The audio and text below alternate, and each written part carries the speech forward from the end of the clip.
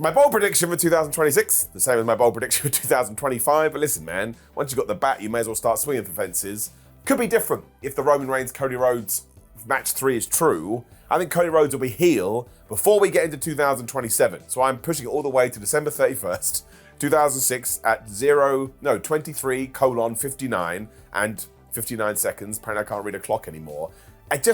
I don't want it to happen. I think Cody Rhodes is a wonderful white meat babyface, and I think it's been an absolute joy that someone that is just good, right? It's just the personification of being a nice person has managed to be that old school babyface, right? That's what it used to be. Oh my gosh, they're so honorable and lovely, and they're going to fight fair, and we like them. And then mostly with Austin, that changed. It was the right time for it to change. And I guess we've just doubled back round now. So if we can continue that on forever, I think it would be a plus. But I think if he's going against Roman Reigns, and Roman Reigns is going after the championship, even by a de facto idea from the fans being like, we want Roman to win because he's going to take the title off Cody, and fans love seeing title changes for obvious reasons, that could put Cody in a heel position. Now, of course, the Roman Reigns feud versus Cody is not going to last the entire year. You could come out the other side, and then Cody could be heelish during that. Then he goes back to being a babyface. CM Punk is very good at that. He understands sort of which way he needs to stand. And lots of people have been in that position. If you're going to do a face versus face thing, somebody kind of becomes the sort of pseudo heel there. But just to throw it out there, in case I am right, and because we could do that program, and because Cody Rhodes has now been a babyface for 4 years, which is a long time to be top of the company babyface, I think we'll get a proper Cody Rhodes heel run, probably towards the end of the year. But yeah, I'm throwing it out there. My other big prediction is that maybe we'll get Randy Orton versus Cody Rhodes, but I'm pretty sure I mentioned that in December 2024, so I don't know what I'm talking about. But I think we'll get heel Cody Rhodes in 2026. I think it'll be awesome. I think he absolutely knows how to do that. Go back and watch his TNA stuff, go back and watch his Ring of Honor stuff, go back and watch all that stuff he did with Kenny Omega, which is obviously before the birth of AEW, which is so damn good when Cody Rhodes is such an asshole in the best possible way.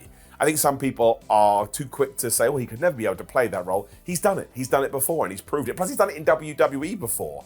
You know, he had the moustache, had the bag, or the face. He understands pro wrestling to a level that I think few people do. Maybe because of his family lineage, maybe because of how much he invests in it and stuff, but he'll be ready to do it, and the company will be ready to do it, and they'll plan all this out, and the heel turn itself should be a big deal. Or it could happen completely organically, because again, people just want to cheer Roman over Cody. But yes, I'm going with Cody Rhodes turned heel. Of course, I'll be totally wrong. Look, it's bold, isn't it? So I'm going to say that Paul Levesque will not be involved in WWE Creative at some point in 2026. There are 2 reasons I'm calling it now. One of them is really quite interesting in how WWE might look going forward. So the first reason is that WWE, while still doing incredible business and recording quite incredible, like, annual record-breaking revenue, the end of the boom, it's the beginning of the end of the boom right now. 2025 was poorly received, even by its otherwise, like, really supportive core audience. Even people who don't necessarily love WWE can see that there was a lot of interconnected, really, really well thought out stuff going on in 2024. You simply cannot do the Avengers WrestleMania 40 ending without loads and loads of TV and careful character interaction and dovetailing stuff going on. And that ending was just a really, I mean, what a flex of, like, this is what we've done. We're bringing it all together. Like, the long-term storytelling era is here, and we're going to show it off. So I understand exactly why they did that. I thought it was a very, very inspired idea, just to illuminate this is what we're doing now, and it's genuinely, like, such, like, an antidote really to what Vince was doing at the time. But I don't think they could run anything like that again. At the end of WrestleMania 42, for example, I don't think they've done a very good job of keeping the best performers hot and motivated. Like, Cody and CM Punk are still huge, but they had a much better year last year than they did in 2025. As we record, Bron Breakker is set for a great year in 2025, but people have been saying this for at least 1 year prior to that. Jacob Fatu isn't the star that many people thought he was going to be when he debuted. And look, it's a different thing. I can understand as well why Paul Levesque wants to be Dana White, wants to be that figurehead, wants to be synonymous with WWE in the way that Dana White is to UFC. Because in doing so, or at least in attempting to do so, he becomes somewhat indispensable. So I think he's always been clever. He's always been a very shrewd guy, Triple H. But at the end of the day, it is a business. And it's no longer, we are so far removed from the days of Vince McMahon just having complete control, being his own boss, and just staying there, even if he couldn't be asked, or even if he was probably the worst wrestling promoter / booker of all time, which he was for several years there at the end. It's kind of like a corporate meritocracy to a degree, in that there is nothing preventing TKO, who they might be chummy with Triple H, but people fall out in business constantly, from going, you know what, you're not doing a good job, we don't actually have to have you here, and you don't have the power to keep yourself here, so off you go, and we'll promote one of the head writers or something. An interesting time in how WWE might, in the short, medium, or long term, deal with who's going to create all the storylines. So there's that informs my prediction, but also, does Triple H still really care? Does he care about telling stories? Or does he care about pointing at people to make him look cool by osmosis, or by producing entrances? Because there have been various reports released by various reputable media that he's not at every single role. We see that he has political ambitions that lie in the actual world of politics. Maybe he just doesn't want to do it anymore, and maybe I'm looking, it would be funny. I understand certain stories aren't necessarily 100% true, they're just funnier to believe, but maybe he's just thought, alright, I'm not that good, I'm not that creative, maybe Bret Hart was right, maybe AI can do this, and I will just leave it in the hands of ChatGPT.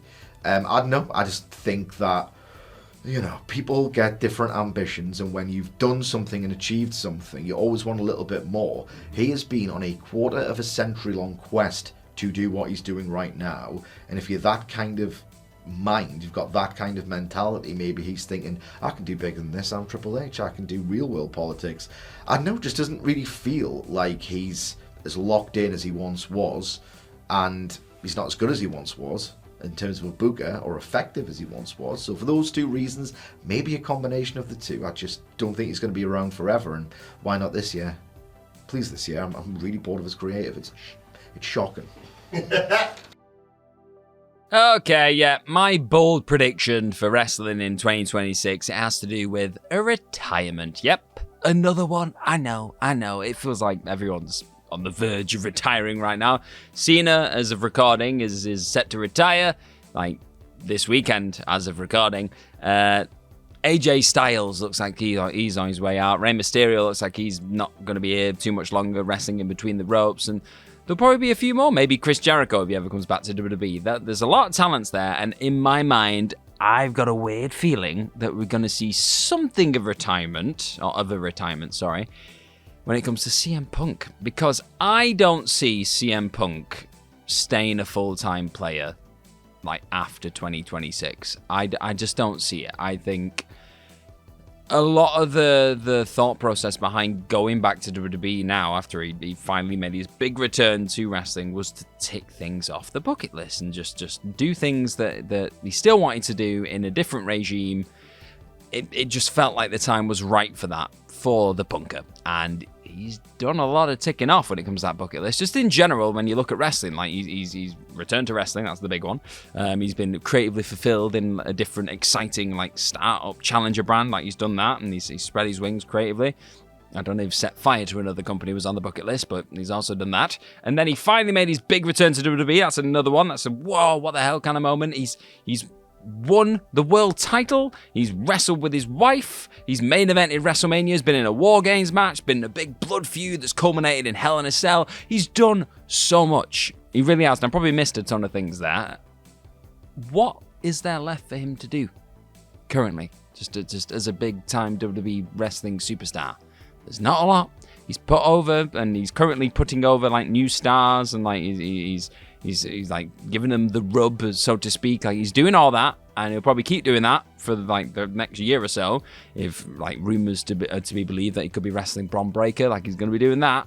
So I don't, outside of maybe a Royal Rumble win, there is not a lot left for CM Punk to do. So maybe he just decides, you know what, I'm not going to be a full-time player anymore. Maybe he retires from full-time wrestling. And yeah, I know he's not there every single week, but he's there most weeks, like a lot more than your average part-time player. So I'd nudge him more towards that kind of full-time role as a wrestler right now, CM Punk. I just don't see him doing that after 2026. I see him maybe in that more Roman Reigns kind of the level, or Brock Lesnar, whatever it is, where AJ Lee is his own wife, where he just kind of pops up every now and then, does a bit of a feud with like a big star or a youngster and then just pops away. Like he's in and around the Royal Rumble, WrestleMania, those kind of big events. He's just there for that. And in the meantime, he's then backstage, just transitioning into that producer / creative role, or just helping talents, like doing something that he's clearly enjoying doing, like while he's currently in this era of his career, this period. I think I could see him doing a bit more of that, like coming out of 2026. And there's still those huge matches, like the one against Cody, and like I said, the Braun Breaker one, and there's probably a couple that are still on the table there to do. The Roman one as a one-on-one match, I could see that. But there's not a lot, do you know what I mean? So I could just see him going, I've done everything I need to do now. I'm happy. Like, I'll just take a bit of a step back. I'm not sure if he'll ever fully go, yeah, I'm out, I'm retiring. He's a proper old school wrestling guy, Mr. CM Punk. So I could see him just sticking around and seeing what he can do and chipping away. But the wheels fall off eventually. And he did say he'd go until the wheels fall off. But I just don't see him moving at or wrestling at the pace and going through the same volume of matches, let's say, that he has done, or wrestling as frequently as he has done in probably the last year or so since he's come back from his injury. I just don't see it. So my bold prediction is the Punker will retire from being his version of a full-time wrestler. It makes sense in my brain. You know what I'm talking about. So yeah, we're not going to see him as much, old best in the world, which is sad to me. I don't want all my just legends of my era to retire. I'm feeling old, but it's happening. It's happening. We've got to accept it. It's not even that much of a bold prediction. I think this is genuinely just going to happen. It's time for Dominik Mysterio to be a world champion in WWE. I know he already is a world champion in AAA. I thought you were going to say AEW there. Right. I mean, all the companies. But look, what a year. I think Dominik Mysterio genuinely might be my wrestler of 2025. It is sensational what he has achieved this year. We were obviously lucky enough to be there when he won that match at WrestleMania, and just the reaction, you just suddenly felt, oh, this isn't just like a heel, beloved, fan favorite winning a mid-card title. There is a swell of support behind him, and he's carried that and built on it. And like the fact that they gave him the last PLE win over John Cena, I think speaks volumes for what they have planned for Dominik Mysterio. And previously, I was saying this a few months back, but I was kind of downgrading it a little bit. I was kind of saying, yeah, maybe he wins a world title, maybe through shenanigans of like a Money in the Bank cash-in, and even then I think I put the ceiling of like the world heavyweight title in there. Not anymore. Go for it. Like, look at the reaction he gets, look at the reaction, him and Liv get. You've got a multitude of options with those two going forward. I'm not suggesting he's going to win the Royal Rumble or anything like that, although the tease of that again could be quite funny. But I think genuinely, you look forward into 2026 and the names that crop up in your head of like people that they're going to really get behind, people like Braun Breaker. Dominik Mysterio is right in that conversation, and who knows, maybe he does finally win a WWE World title in 2026 and we can finally have a good Mysterio World Champion. You asshole. That inaccurate. 2026 will be the final year of the in-ring career of the legendary AJ Styles. Somebody who is just such an important person in professional wrestling as we know it to this very day. A true trailblazer and an influence on so many other people that came after him. And you know what? I'm going to go with the phenomenal one, getting one last run with a world title before all is said and done with his career. Now, all that AJ has said is that he'll retire in 2026. We don't know whether that means he'll wrestle the full year, whether he calls time after WrestleMania 41, whether it's after SummerSlam, whether he gets a Saturday night's main event send-off a la John Cena.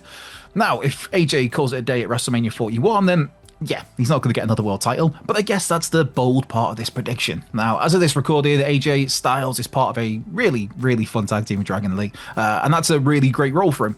But P1 is still just so good, still so credible. You can easily move him into a main event singles picture at like a moment's notice, into a world title picture. Now, is AJ Styles going to take a world title from Cody Rhodes or CM Punk?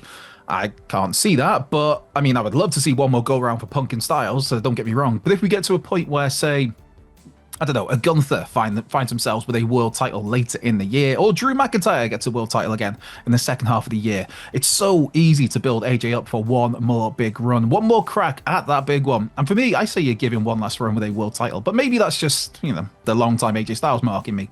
But if we're going bold predictions, I mean, by their very nature, they're ones that likely may not come true. But I'm going to go with AJ Styles going out with a blaze of glory, winning another world title, and a couple more PLE main events. So, hey, if I'm being greedy, yes, we also do get one more CM Punk and AJ Styles match. Make it happen. Is this bold? Because it doesn't feel like any wrestling booker wants to give me this match. I'm getting sick of it. We are going to go another 12 months and not have CM Punk versus Cody Rhodes as a one-on-one singles match. I don't think I'm alone in this as a wrestling dream match since 2021 when CM Punk returned to AEW. Of all of the wrestlers that have either very narrowly missed each other because of retirements or exits or moving companies in this era of two majors, somehow Cody Rhodes and CM Punk have found themselves miraculously together for most of it. And yet, despite one man dropping the pipe bomb and the other one actually living through the words that CM Punk uttered that night in 2011, we've still not had the most obvious and big-time dream match in all of the industry. It boggles my mind. They have worked this match, or at least promoted this match, twice in WWE now, with exceptional, and I mean exceptional, go-home promos before each year's Royal Rumble. Both men motivated to make it to the dance, and WrestleMania, this is the dance.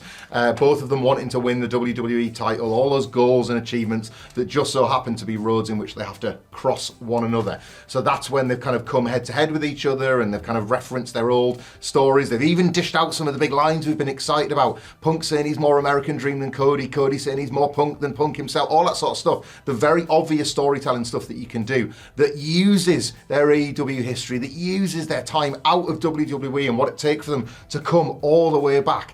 And now we sit here in the future that none of us could have predicted, where they're both not just in WWE, but they are the bona fide top stars and draws of WWE. This would be like going back to the Attitude Era and looking at Rock and Austin and thinking, nah. Like it is insane to me that they kind of like they're being creative, find like avenues away from one another. I understand the value of saving the big matches. I understand it more than most. They have kind of made Cody Rhodes versus Randy Orton feel like forbidden fruit at this point, and that's only Randy Orton. So imagine how good Cody and CM Punk would be. But as we sit here and record, stories are abounding about Roman Reigns being back in the main event picture. And look, Cody Roman 3 is something I'm absolutely there for. It is a kind of a modern, big stage classic. It does feel like the coming together of two legacy rivals. But we've not even had Cody Punk 1 yet, and the worst of it, the GD worst of it, is that if it gets kicked another WrestleMania into the future, it could mean that it takes place at Saudi Mania. And I'm not trying to take away from the WWE fans in Saudi Arabia, who at this point are clearly there for the good time. They're clearly there because they are we're a long way removed from Garden Furniture in 2018. The people in the building are there to see the biggest WWE matches. But for that specific match to be the match that headlines the first Saudi Arabia-based WrestleMania, almost feels like a statement in and of itself by WWE, something that they've held onto for 4 years. And they'll want the Ultimate Warrior versus Yokozuna, won't they?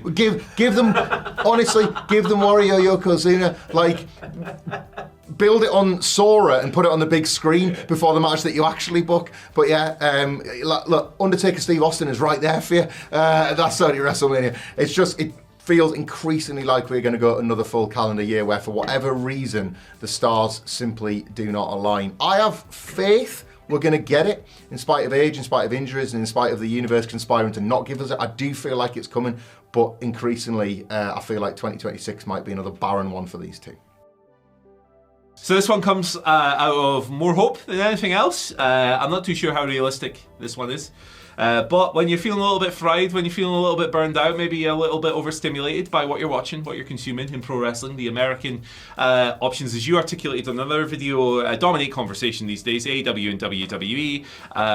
If you were an alien visiting from planet Zerg, you would, and you dropped into a wrestling discourse, you would assume that there's only two companies. They're so dominant. They're so they crush everything else when it comes to things we discuss online. And when you're not really massively into them at a specific time, it can feel a little bit alienating, a little bit disconnecting. So when you're feeling burned out in pro wrestling, when you're feeling maybe like the major American companies aren't scratching that itch, there's only one thing you do, and that is send news. I'm predicting a rebound for New Japan Pro Wrestling. I hope so. In big 2026. Look, I think I've been predicting this for about 3 years straight, but I'm going to do it again. Look, I actually think there's a bit more of a chance of them returning to a degree of prominence and critical acclaim and producing TV and not TV, they don't do weekly TV, but shows that I feel are more in line with my taste this year because they have a lot of cool things going on. I earnestly believe that Hiroshi Tanahashi's impending retirement from pro wrestling will free him up to do more in his role as the company president and enact greater control, because this is one of the genius wrestling minds of our generation. We're talking about a guy who completely reshaped New Japan in his image and moved it towards a safer, more grandiose and epic working style in the wake of some of the Inoki stuff from back in the day. I love Inoki, by the way, just saying. But yeah, on top of all that, look, at some point they are just going to have to push this core of young dudes. I don't think any of them are perfect, but I think all of them have elements that are awesome. I love Yuya Uemura's babyface spirit, his indomitable babyface spirit. You don't see that often in pro wrestling these days. I love the swagger of Yota Tsuji. That man could kill anyone with a smile. I love that Yuto Ice, before he knees someone in the corner, shouts "Bomba Clot" for no reason every now and then. It's fun. And also, like, one of the things I'm most intrigued about on the big, that show, Wrestle Kingdom, that they do. That's an opportunity for them. It is, absolutely. Bumper crowd for Tanahashi's retirement, but one of the things I'm most excited for on that is the debut of Aaron Wolf, who I'd never heard of before. But Olympic caliber athlete, I believe a gold medalist, huge celebrity in Japan apparently. He's facing flippin' Evil, so it might not be the best. He did a good job with Tanahashi last year, but House of Torture is. If this guy has even a flipping half-inch of pro wrestling talent in his body, his level of celebrity, and if he has that charisma, means that he's going to be an immense asset for the company. So I'm looking forward to following that. But look, it's hard to fully invest in this because Gedo is still the booker, and the House of what's it called? House of Torture BS is over with Japanese crowds apparently, I'm told. I'd rather not watch that nonsense, but I'm hoping for it, and I kind of need it because I don't know how many more us against the company or whatever storylines I can take anymore. I need someone else, and Nuge can give me that.